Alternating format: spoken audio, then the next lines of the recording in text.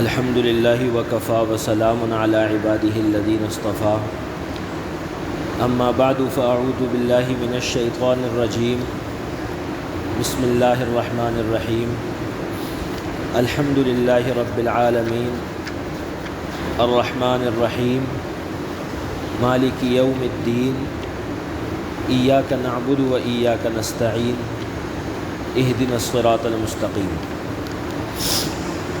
صدق اللہ العظیم۔ رمضان المبارک کا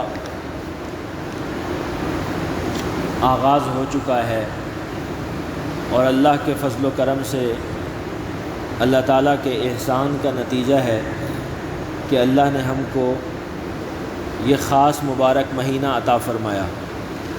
نبی اکرم صلی اللہ علیہ وسلم کی سنتوں میں سے اور دعاؤں میں سے یہ بات ہے کہ آپ رجب کے مہینے کے شروع ہونے سے رمضان المبارک تک پہنچنے کی دعا فرمایا کرتے تھے اور اللہ سے اس بات کو مانگا کرتے تھے کہ اے اللہ ہم کو رمضان المبارک تک پہنچا دے۔ اور ایک دوسری حدیث میں آپ علیہ الصلاۃ والسلام کی یہ دعا بھی منقول ہے کہ اے اللہ رمضان کو ہمارے لیے سالم رکھیے اور ہم کو رمضان کے لیے سالم رکھیے۔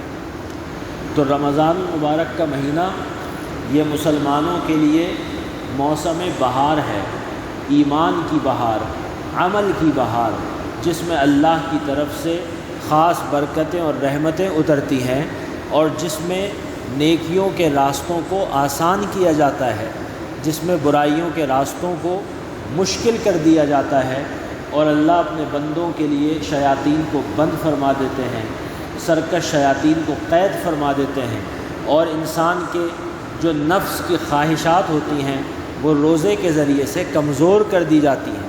اس کا نتیجہ یہ ہوتا ہے کہ انسان کے لیے مسجد میں آنا آسان، نماز پڑھنا آسان، روزہ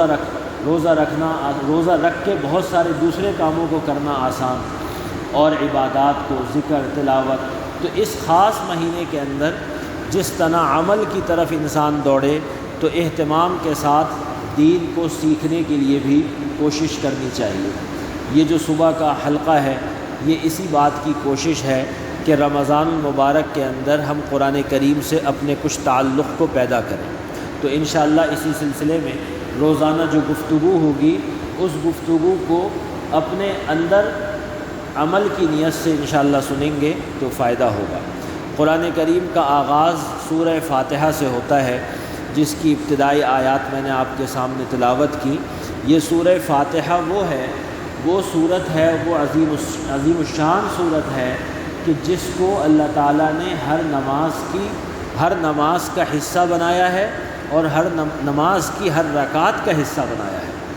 یہ وہ عظیم الشان صورت ہے، لہذا یہ صورت ہر مسلمان کو نہ صرف سمجھنی چاہیے بلکہ اس کے مفہوم معانی کو ذہن نشین کر کے جب نماز میں اس کی تلاوت کرے تو اس کے معانی کو، اس کے مفاہیم کو اپنے ذہن میں مستحضر کرنا چاہیے کہ اللہ پاک ہم سے کیا فرما رہے ہیں، اللہ کا ارشاد کیا ہے، اللہ کا پیغام کیا ہے۔ کیونکہ سورہ فاتحہ وہ صورت ہے کہ جو صورت پورے قرآن کریم کا خلاصہ ہے، قرآن کریم کا آغاز بھی ہے، قرآن کریم کا خلاصہ بھی ہے۔ کیونکہ سورہ فاتحہ میں اللہ نے مسلمانوں سے یہ دعا منگوائی ہے کہ اہدنا الصراط المستقیم، اے اللہ ہم کو سیدھے راستے پہ چلا، اے اللہ ہم کو ہدایت نصیب فرما۔ اور آگے جو پورا قرآن ہے وہ سارا کا سارا اس ہدایت کی تفصیل ہے۔ تو سورہ فاتحہ متن ہے اور پورا قرآن اس کی شرح ہے۔ سورہ فاتحہ خلاصہ ہے اور پورا قرآن اللہ کی طرف سے ایک رہنمائی کی کتاب ہے۔ اس سورت کے دو حصے ہیں جس میں آدھا حصہ اللہ تعالیٰ کی حمد و ثنا پر مشتمل ہے اور آدھا حصہ بندے کی دعا پر مشتمل ہے۔ تو دو ہی چیزیں ہوتی ہیں، بندہ اللہ کے سامنے گڑ گڑاتا ہے، اللہ کی تعریف کرتا ہے، اللہ تعالیٰ کی حمد و ثنا کرتا ہے اور پھر اللہ سے کچھ مانگتا ہے۔ انسان کی زندگی کا خلاصہ تو دو ہی چیزیں ہیں۔ تو فرمایا کہ الحمدللہ رب العالمین، تمام تعریفیں اس اللہ کی ہیں جو تمام جہانوں کا پروردگار ہے۔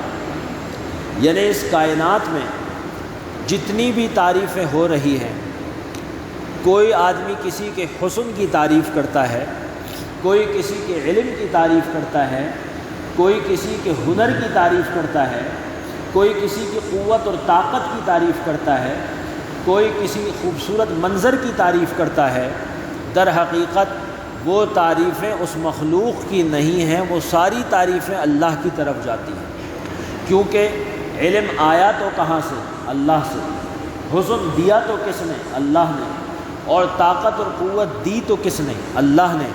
اس کائنات کے اندر جو حسن، جو خوبصورتی، جو کمال، جو صفت، جو اعلیٰ صفت موجود ہے، کسی شکل میں موجود ہو، وہ اللہ ہی کی طرف سے آئی ہے، اللہ ہی نے پیدا کی ہے، اللہ ہی نے بنائی ہے۔ تو جب آپ اس چیز کی تعریف کرتے ہیں تو اس کے بنانے والے کی تعریف کرتے ہیں۔ اس کا مطلب یہ ہے کہ انسان کے اندر بعض دفعہ اپنی کسی ہنر، اپنے کسی کمال، اپنی کسی خوبصورتی کے اوپر ناز آ جاتا ہے، غرور آ جاتا ہے، اور اس کے اندر یہ بات آ جاتی ہے کہ میں کچھ ہوں۔ تو فرمایا گیا کہ جتنی بھی تعریفیں ہو رہی ہیں، چاہے تم کسی کی تعریف کرو، چاہے تمہاری کوئی تعریف کرے، چاہے کسی منظر کی تعریف ہو، کسی عمارت کی تعریف ہو، جو بھی تعریف ہے اس تعریف کا حقیقی مستحق اور حقدار صرف اللہ ہی کی ذات ہے، اللہ کے علاوہ کوئی ذات نہیں۔ اور وہ ذات وہ ہے رب العالمین، جو سارے جہانوں کو پالنے والی ہے، اور وہ بھی رب ہے۔ رب کا مطلب ہے کہ وہ ذات جو کسی چیز کو شروع سے بالکل ابتدائی مرحلے سے لے کے چلے اور اس کو بڑھاتے بڑھاتے بڑھاتے بڑھاتے اس کو کمال تک پہنچا۔ انسان کا آغاز ایک پانی کے قطرے سے ہوتا ہے، اللہ اس کی پرورش کرتے ہیں، اس کو بڑھاتے ہیں، اس کو صورت دیتے ہیں، اس کو شکل دیتے ہیں، اس میں رنگ بھرتے ہیں، اس میں ہڈی گوشت پیدا کرتے ہیں، اس کو دنیا میں لاتے ہیں، چھوٹا سا ہوتا ہے، پھر اس کے بعد اس کی غذا، پھر اس کے بعد وہ بڑھتا ہے۔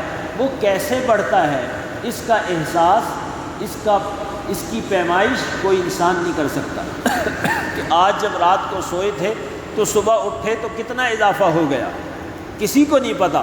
اور اتنی خوبصورتی کے ساتھ، اتنے توازن کے ساتھ انسان کے جسم میں اضافہ ہوتا ہے کہ وہ اتنا سا ہو تو بھی اچھا لگتا ہے، اتنا ہو تو بھی اچھا لگتا ہے، اور اتنا ہو جائے تو بھی اچھا لگتا ہے۔ کہیں پہ آپ کو کوئی عدم توازن نظر نہیں آتا، کوئی ایسی چیز معلوم نہیں ہوتی کہ اس کو بڑھاتے، آپ بڑھا رہے ہیں تو وہ خراب ہو گئی۔ آپ عمارت بناتے ہیں، جب وہ ابتدائی مرحلے میں ہوتی ہے تو وہ اچھی معلوم نہیں ہوتی، جب وہ آخر میں پہنچ جاتی ہے، اپنے کمال کو پہنچتی ہے، تب اچھی معلوم ہوتی ہے۔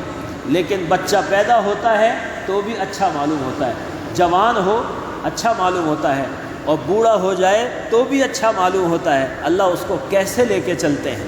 پودا زمین سے نکلتا ہے، بیج کی شکل میں ہو تو بھی خوبصورت، زمین سے نکلے پوپل تو بھی خوبصورت، بڑا ہو جائے، تنا آ جائے، شاخیں بن جائیں، پھل لگ جائیں، پھول لگ جائیں تو بھی ایک اپنا حسن ہے۔ تو اللہ اس چیز کو ایسے آہستہ آہستہ اس کی ضرورت کے مطابق بڑھا رہے ہیں۔ درخت کو اس کی غذا مل رہی ہے، انسان کو اس کی غذا مل رہی ہے، اور دنیا کی ہر چیز کو جس کو ضرورت ہے، جانوروں کو، حیوانات کو، نباتات کو ان کی ضرورت کی چیزیں مل رہی ہیں۔ یہ سب کون کر رہا ہے؟ یہ سب اللہ ہی کی ذات کر رہی ہے۔ تو جب آدمی نماز پڑھے الحمدللہ رب العالمین، اللہ تعالیٰ کے اس رب ہونے کا جامع تصور، ہمگیر تصور ہمارے ذہنوں میں ہونا چاہیے کہ میں کس اللہ کے دربار میں کھڑا ہوں، اور اس اللہ کی عظمت کا احساس ہونا چاہیے دلوں کے اندر۔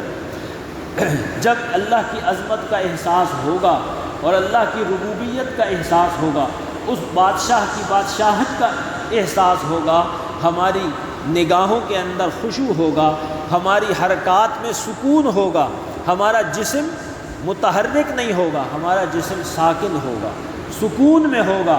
ورنہ اگر یہ احساس دل میں نہ ہو تو انسان کی نماز کے اندر سکون نہیں ہوتا۔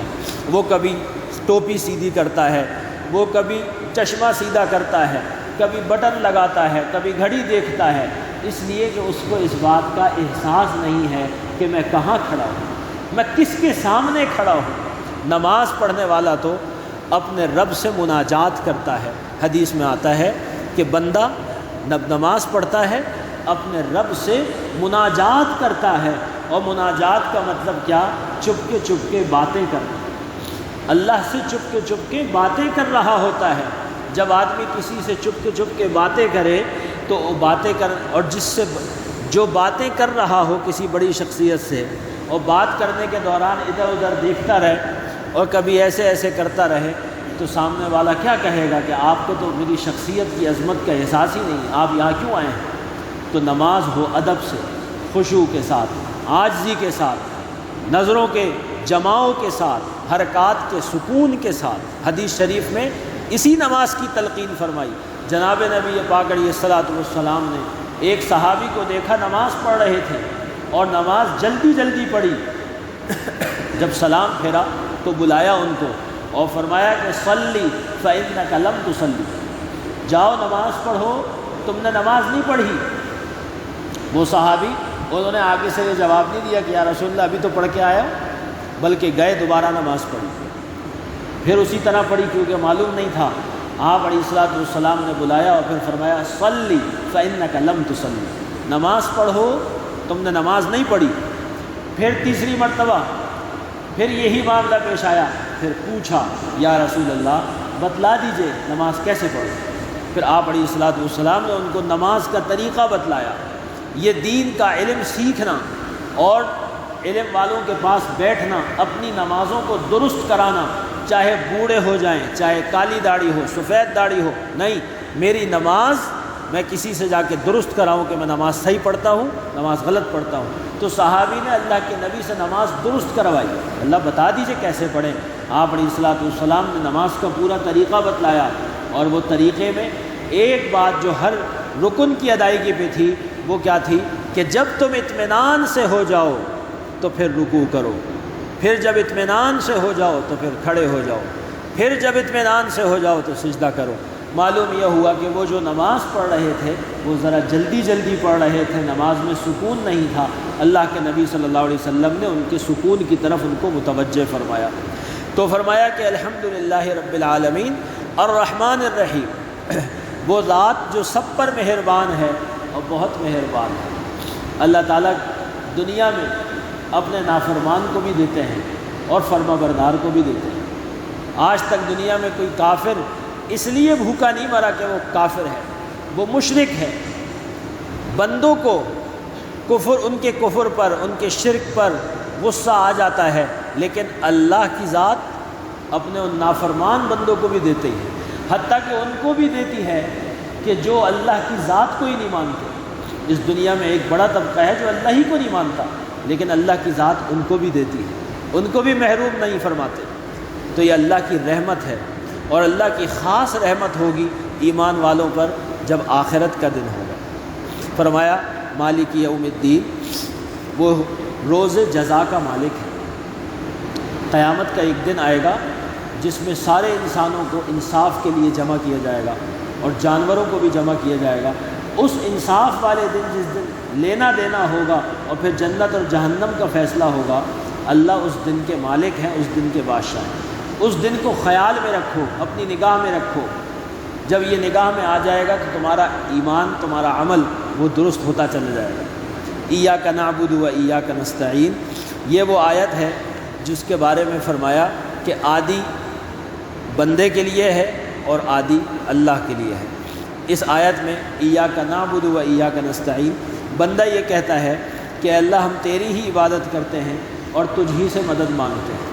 عبادت اللہ کی ہوگی اور مدد کون کرے گا؟ اللہ فرمائیں گے۔ تو بندے نے عبادت کرنی ہے اور مدد کرنی ہے اللہ نے، تو اللہ سے مدد کا سوال ہے۔ اہدنا الصراط المستقیم، اے اللہ ہم کو سیدھے راستے کی ہدایت عطا فرما۔ ہدایت کیا چیز ہے؟ اللہ اپنے بندوں کو، کسی کو جس کو ایمان نہ ملا ہو اس کو اللہ ایمان کی توفیق دے دیں، یہ بھی ہدایت ہے۔ اور جس کو ایمان مل گیا اللہ اس کو نیک اعمال کی توفیق دے دیں، یہ ہدایت ہے۔ جس کو نیک اعمال مل گئے اس کو اللہ مزید آگے تقوی میں آگے بڑھنے کی، ریاضت میں آگے بڑھنے کی، اللہ کے ساتھ تعلق میں آگے بڑھنے کی ہدایت دے دیں، یہ بھی ہدایت ہے۔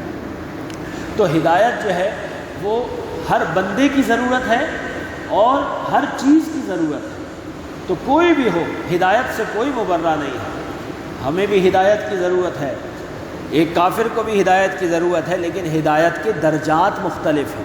لہٰذا ہم ہر نماز میں ہدایت مانگتے ہیں کہ اللہ ہم کو سیدھے راستے کی ہدایت نصیب فرما، یعنی جہاں پہ ہم کھڑے ہیں اے اللہ اس سے آگے بڑھنے کی توفیق عطا فرما۔ اگر جس راستے پہ کھڑے ہیں صحیح راستے پہ مزید آگے بڑھا دے، مزید آگے بڑھا دے، ایمان اور عمل میں مضبوط فرما دے۔ صراط الذین انعمت علیہم غیر المغضوب علیہم ولا الضالین۔ اس آخری آیت میں اللہ نے فرمایا کہ ان لوگوں کے راستے کی جن پر تو نے انعام کیا ہے، یعنی ہدایت کا ذکر فرمایا اور پھر آگے ان لوگوں کا راستہ بیان فرمایا جن پر اللہ نے انعام کیا ہے۔ اللہ نے کن پر انعام کیا ہے؟ اپنے نبیوں پر، سچے بندوں پر اور شہداء پر جو دین کے لیے جانیں قربان کر دیتے ہیں، اور صالحین پر، اللہ کے نیک بندے، اللہ کے نیک بندے۔ فرمایا ان کا جو راستہ ہے وہ ہدایت کا راستہ ہے۔ اللہ تعالیٰ نے، یعنی عجیب بات علماء نے لکھی کہ ہدایت کا مینول اللہ نے دیا ہے یہ قرآن کریم، اس میں ہدایت کی ساری چیزیں موجود ہیں، لیکن اللہ تعالیٰ نے سورہ فاتحہ کے اندر ہدایت کے لیے اس قرآن کا ذکر نہیں فرمایا۔ سورہ فاتحہ میں آگے تو فرمایا، لیکن سورہ فاتحہ میں قرآن کا ذکر نہیں فرمایا، بلکہ اپنے کچھ بندوں کی طرف ریفر کر دیا، اپنے کچھ بندوں کا حوالہ کر دیا کہ اگر ہدایت چاہتے ہو میرے بندوں کے پاس چلے جاؤ۔ وہ بندے جن کو میں نے ہدایت کی توفیق دی ہے، جن کو ایمان اعمال کی توفیق دی ہے، جو اللہ کے نیک بندے ہیں اور ہر زمانے میں رہتے ہیں، ان کے ساتھ مل جاؤ گے تو ہدایت آسان ہو جائے گی۔ ان کے ساتھ رہو گے تو ہدایت حاصل کرنا آسان ہوگا۔ جو ماحول سے جڑتا ہے وہ جم جاتا ہے، جو ماحول سے کٹتا ہے وہ ٹوٹ جاتا ہے۔ رمضان میں ماحول ہوتا ہے تو سب نماز پڑھ لیتے ہیں، آسان ہو جاتا ہے، ماحول نہ ہو آسان نہیں ہوتا۔ تو اللہ تعالیٰ نے یہ کنجی بتا دی ہے کہ اگر دین پہ عمل چاہتے ہو، اگر دین پہ جمنا چاہتے ہو، اگر ہدایت کو حاصل کرنا چاہتے ہو، میرے نیک بندوں کے پاس آؤ۔ اسی لیے باطل قوتوں کی سب سے بڑی کوشش ہوتی ہے کہ عام مسلمانوں کو دیندار اور اہل علم جو ان کی قیادت کر سکتے ہیں، جن کے پاس اللہ نے ہدایت کی نعمت دی ہے، اس طبقے سے کاٹ دیا جائے، ان کے بارے میں بدگمانیاں پھیلائی جائیں، علماء سے بدظن کیا جائے، اللہ والوں سے بدظن کیا جائے، ان کو بیکورڈ کہا جائے، ان کو بے وقوف گردانا جائے، ان کو انتہا پسند، قدامت پسند کہہ کے دھتکار دیا جائے، تاکہ عام مجمع ان کے ساتھ جڑے نہیں، اور جب جڑے گا نہیں تو ہدایت ملے گی نہیں۔ اس لیے کہ ہدایت کے لیے اللہ والوں کے ساتھ جڑنا ضروری ہے، لہٰذا اپنے آپ کو اللہ والوں کے ساتھ جوڑیں، اپنے آپ کو اہل علم کے ساتھ جوڑیں۔ یہ ہماری ضرورت ہے۔ ضرورت اس لیے ہے کیونکہ اللہ نے قرآن میں ان کا حوالہ دیا ہے، اور اللہ نے قرآن میں ان کی طرف ہم کو بھیجا ہے کہ ہدایت چاہتے ہو تو وہی ملے گی۔ تو اس لیے سورہ فاتحہ کا پیغام ہے کہ ہم اللہ سے ہر دم، ہر گھڑی، ہر آن ہر گھڑی ہدایت کے طلبگار ہوں، اور ہر لمحہ اور ہر لحظہ یہ خیال فرمائیں، یہ خیال کریں کہ میں کچھ نہیں اور میرا کچھ نہیں، جو کچھ ہے وہ اللہ کا ہے، اور سب کچھ اللہ کی طرف واپس جانا ہے آخرت کے دن۔ میرے ہر عمل میں اسی بات کا دھیان ہو کہ ایک دن آخرت کا آئے گا اور مجھے حساب دینا ہوگا، اور صحیح راستے پہ جمنا ہے تو اللہ والوں کے پاس آئے۔ سورہ فاتحہ کا پیغام یہی ہے، اور سورہ فاتحہ کے بعد آگے سارا قرآن ہے۔ اگر سورہ فاتحہ پہ صحیح عمل کر لیا، سارے قرآن پہ عمل آسان ہے۔ اگر اللہ والوں کی صحبت نصیب ہو گئی تو سارے قرآن پہ عمل آسان ہو جائے گا۔ اگر انسان کٹ کے رہے گا، صرف اپنی ذات کے ساتھ چلنے کی کوشش کرے گا، عمل نہیں کر سکتا، بڑا مشکل ہے۔ اللہ تعالی ہم سب کو عمل کی توفیق نصیب فرمائے۔ اللہم لک الحمد ولک الشکر لا احصی ثناء علیک انت کما اثنیت علی نفسک۔ اللہ جو کچھ پڑھا گیا سنا گیا اس کو قبول فرما، رمضان المبارک کی برکات کو ہم سب کو نصیب فرما۔ وصلی اللہ تعالی علی خیر خلقہ محمد وعلی آلہ وصحبہ اجمعین آمین برحمتک یا ارحم